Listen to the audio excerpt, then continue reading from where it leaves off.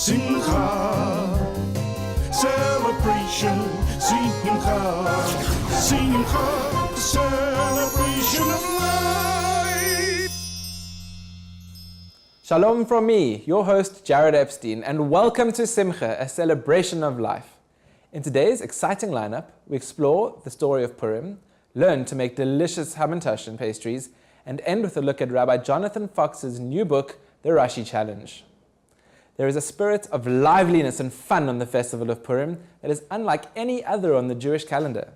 Celebrated every year on the 14th of the Hebrew month of Adar, it commemorates the salvation of the Jewish people in ancient Persia from Haman's evil plot to destroy, kill, and wipe out the Jewish people. Rabbi Thurgood elaborates further. The story of Purim is a story of the Jewish people's miraculous survival despite an attempt to destroy them. The story takes place in the Persian Empire over 2,000 years ago, when the Jewish people are scattered throughout the diaspora. It's after the destruction of the first temple in Jerusalem, and most of the Jewish people have been sent into exile. That exile is ruled by the king of Persia, a man known as Ahasuerus, who has total dominion over the entire area, 127 provinces. Where things get bad is when he appoints as his viceroy a man named Haman, a man who our sages tell us is descended from the nation of Amalek, a nation which is inimical to the Jewish people. Haman decides to destroy the entire Jewish people, and since all of the Jewish people in the world lived under the domain of King Ahasuerus, this meant that this was going to be an attempt to destroy every Jew in the world. The story then shifts to the two heroes, Mordechai and Esther, who are related. Esther is Mordechai's niece, and Mordechai was one of the leading Jews of the time. His niece Esther, whom he raises, is taken by King Ahasuerus.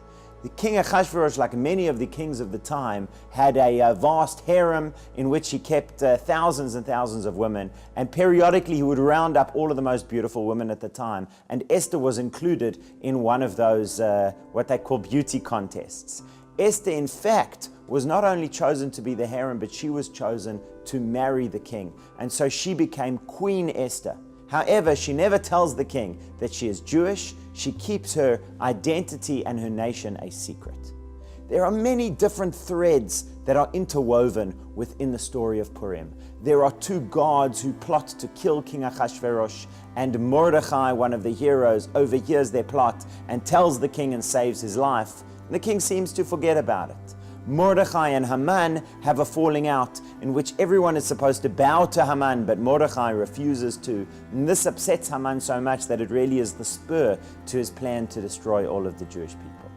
Once that decree is issued and King Ahasuerus seems to go along with it, he's a very strange character, King Ahasuerus, the Jewish people go into mourning and they pray and they fast and they hope to God for salvation. Mordechai sends a message to Queen Esther that the time has come for her to make a move, for her to approach her husband and ask for the salvation of the Jewish people.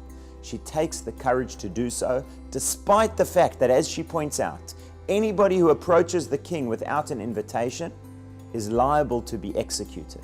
Nonetheless, Esther steps forward because, as Mordechai says to her, who knows, perhaps it was for just such a moment that you were given royalty.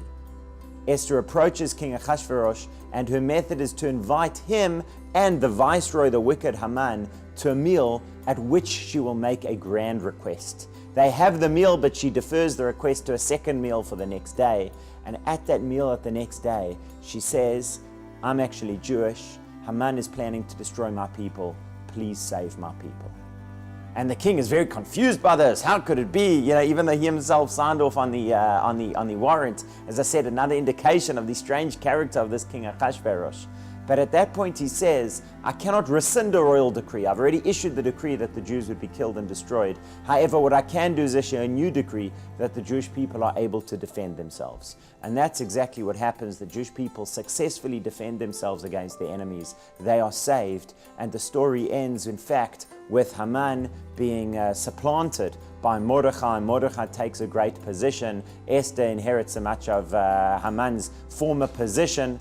And between Mordechai and Esther, the situation has now completely changed. And the Jewish people go from a state of mourning and desperation to a state of joy and celebration.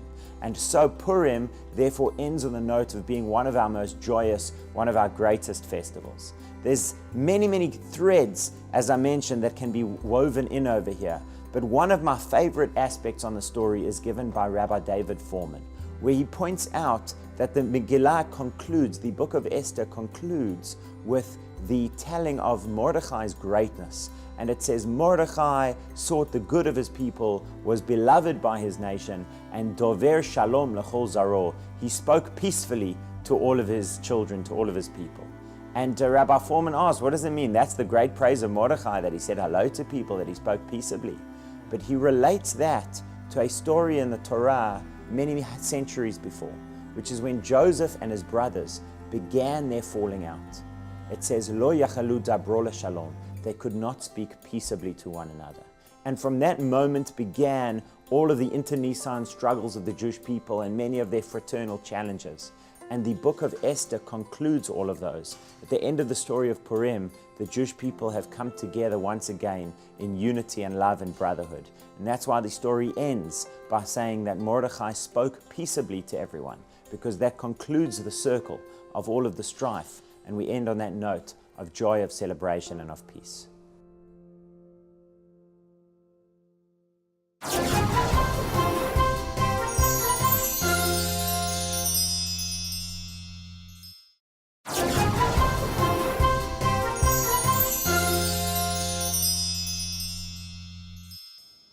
What comes to mind when you think of Purim?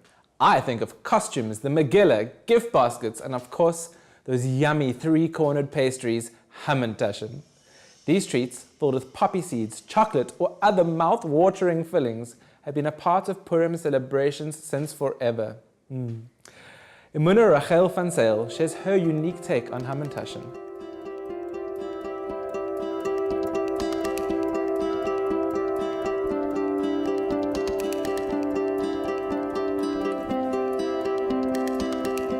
What comes to mind when we think of Purim?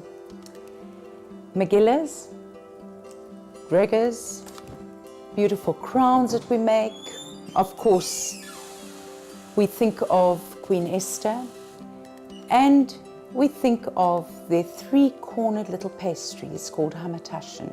The Hebrew word for Hamantaschen is Oznei Haman, and this is the little three-cornered pastry. It is known to be filled with seeds, because we're told that Queen Esther lived in a time with a king who didn't even know that she was Jewish. For a woman that was very, very true to her Judaism and true to her great king, Hashem, she had to hide this, and they didn't keep kosher. So she used to eat seeds to keep her sustenance going. And for me, she personifies this incredible courage as a woman. And as much as it is a mask, when we talk about Purim, everyone dresses up and we wear the masks and we cover, really in our outfits, it is a masking. But we all know that under the mask, the ultimate joy that we have and the pleasure that we have is when we are true to ourselves, when we have a wonderful connection with our fellow human beings, our Jews, our fellow Jews. We are able to show that as well. So there's this mask, and then there's this unmasking. And the Hamantaschen is a firm favorite for breaking the fast after the fast of Esther. And also, it's the top of the order list. So the mon is the traditional filling, but I'm going to take you on a slightly different little adventure with the Hamantaschen this evening.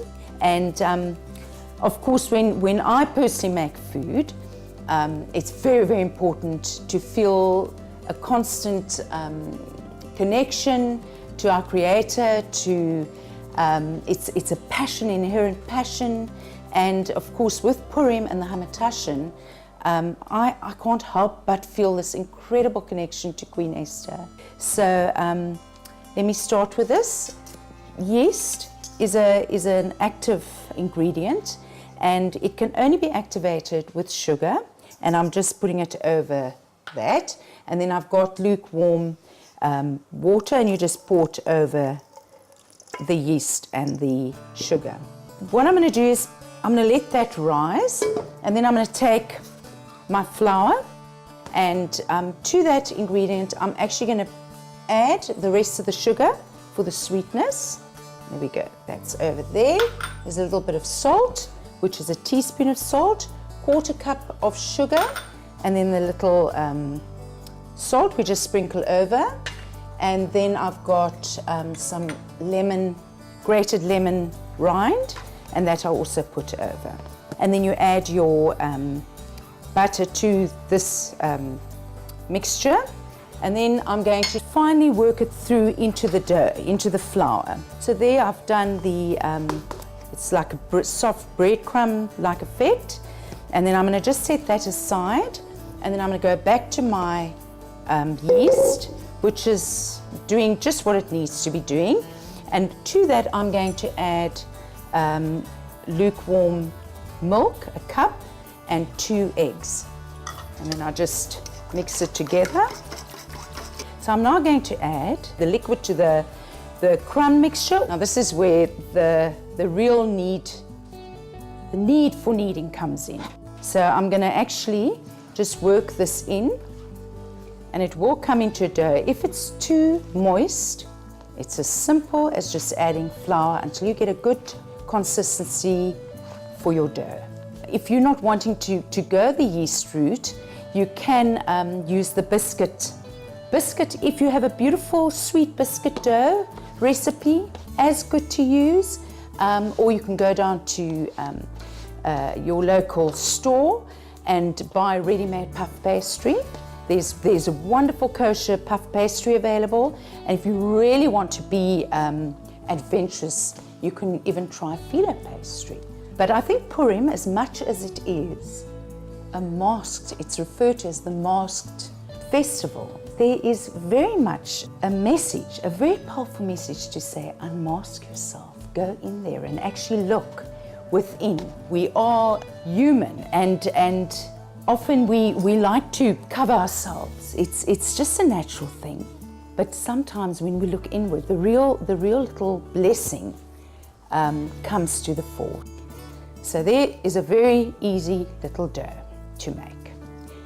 Now, interestingly enough, I know a lot of the time our hamantaschens pop open, which is fine. I mean, I don't think anyone's going to knock you about that. But actually, there is the symbology of the hamantaschen being closed, because Haman, he used to, at the time when they had to be so almost secretive about getting things, and it was high risk. They used to send the messages inside the little parcel. So it's very significant of that as well. Okay, so this gives you an idea of size. I'm going slightly smaller, which means just watch your filling as well, because sometimes the filling just cooks out. So there's your little round, and you can flatten it out slightly, just make it a little more round. Okay, so there's a little bit of chocolate there.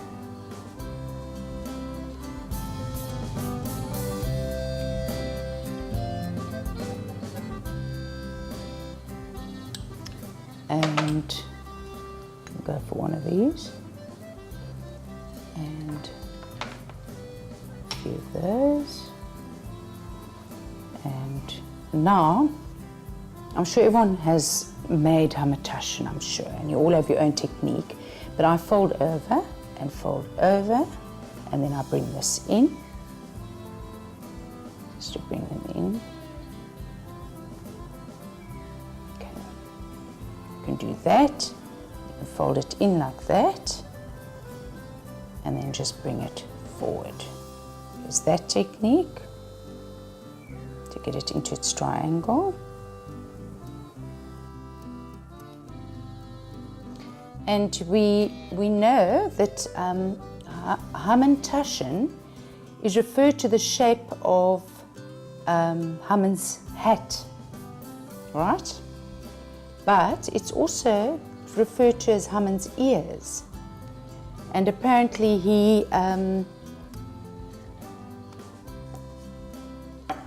his ears were cut off, I'm told. So there is a referral to his ears in this. I'm going to use something else as well, just to show you. So there's a little bit of apple and date.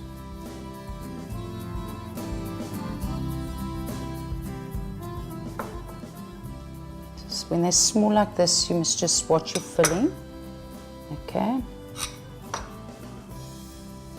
Just fold over, and bring it in. Fold over and bring it in. So you've got your little triangle. Got a little triangle, like his shape of his hat. I put these now in at 180 degrees. They should be finished in about 15-20 minutes. Look, so they've come out, you can see. There's one that looks slightly different shaped, but that maybe was the king's one.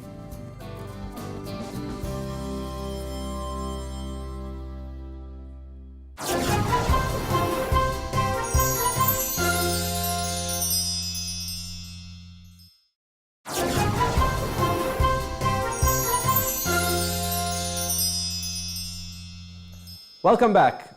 Understanding and learning the commentaries of the Jewish biblical commentator Rashi was the beginning of a journey for Rabbi Jonathan Fox. At the time, little did he know that this would result in him writing and publishing a book called The Rashi Challenge.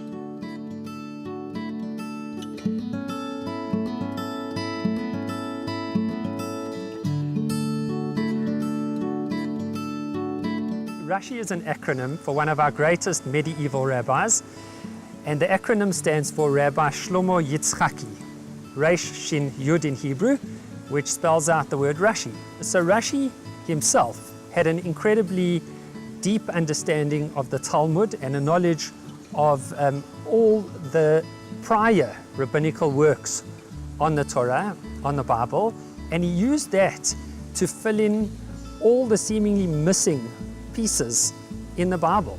And that's what he makes so clear to the reader, and he reveals to the reader all of these, what we might think are mysteries and ambiguities in the Torah. And it's worth noting that the Torah is written in a very concise way, and sometimes may be cryptic and could even be misleading, and therefore commentaries to the Bible are essential.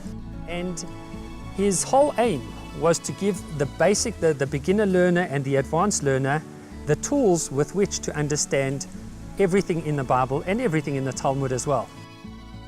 I started off with my learning of the commentary of Rashi on the Torah, on the Bible, on the 5 books of Moses, because the commentary of Rashi is an essential component of the study of the Bible, because he explains verse by verse, word by word, and he holds your hand through the reading and the learning of the Bible, and he explains every single ambiguity, and therefore his commentary is so essential. So as I was learning the Rashi commentary, I found that it was beneficial to myself to ask myself questions on his commentary and to answer those questions. And I did that as well by writing down, by typing the questions and the answers. Once I had compiled a large number of questions and answers, I thought that it would be very beneficial to the community and to the Jewish world to publish those questions and answers to benefit them and to give them a tool in their learning of the Rashi commentary on the Bible. So we know that there are 5 books of Moses, and that comprises what is commonly known as the Old Testament or the Torah. And each of those 5 books is actually divided into a number of sections, approximately 12 to 15 sections in each book.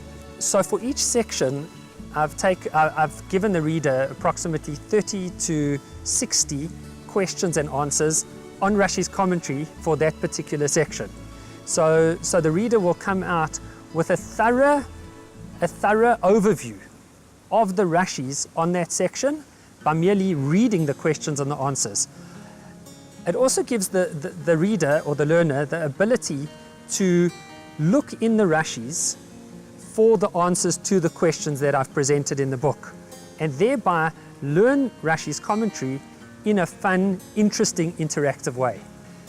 This is very good for teachers in a classroom setting, to be able to ask the learners the questions, to be able to set questions for the learners, or to give the learners the ability to look for the answers to the questions in the Rashi and thereby learn the Rashis.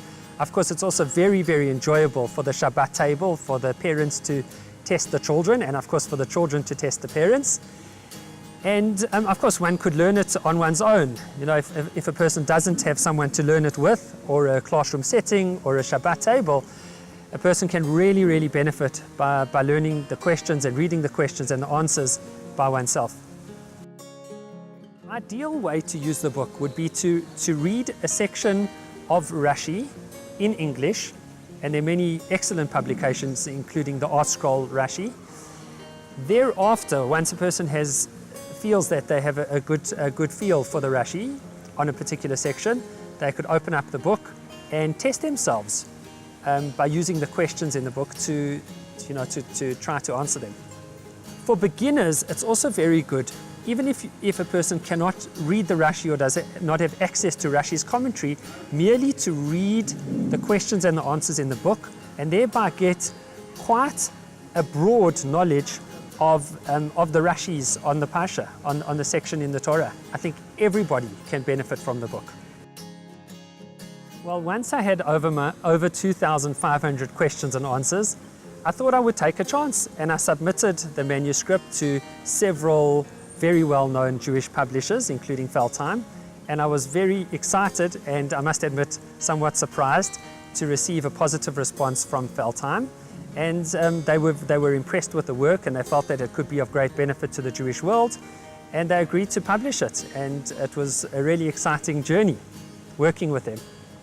So besides being a very well-known publisher, Feldheim also distributes the books to various Jewish bookshops around the world. For South Africans, is to purchase the book from the Kollel bookshop in Johannesburg, where it is available, because that is one of the distribution points of Feldheim. And I would also like to mention that 50% of the profits of the book do go to the Chevra Kadisha for the benefits of the needy in our community. Well, that's all we have for this week on Simcha. Send us a Facebook message and let us know what you thought of the show. From me, Jared Epstein, and the team, wishing you a good week.